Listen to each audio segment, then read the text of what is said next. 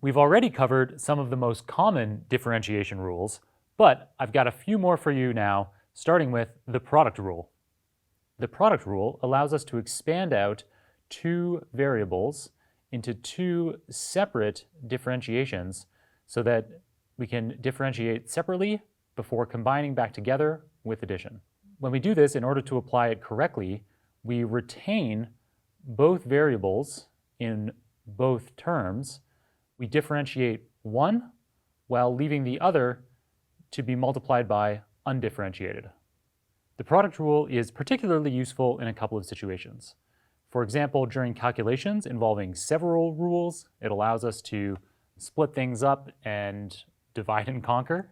It's also useful whenever the product is incalculable pre-differentiation. So if w and z can't be differentiated straightforwardly, we might be able to differentiate them once we split them up into these two separate terms.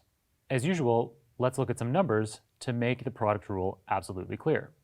Let's say, for example, that we have this equation here where y is equal to 6x cubed times 7x to the power of 4. With an eye to using the product rule, we can now split this up into two separate parts. So we can consider 6x cubed to be w and 7x to the power of 4 to be z.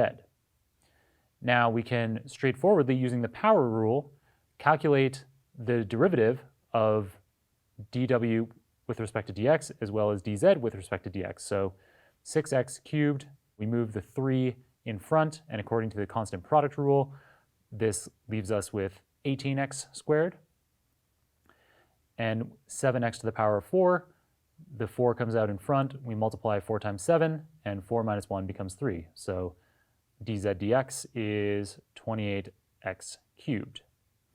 Now that we have dw dx and dz dx, we can rely on this formula up here to bring everything together.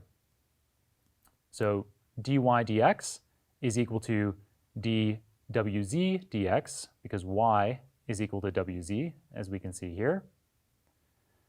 And since dwz dx, as we know from the product rule, is equal to these two separate terms, we can then plug in all the values that we already have. So w is 6x cubed, dz dx is 28x cubed, and then for the second term here, z is equal to 7x to the power of 4, and dw dx is 18x squared.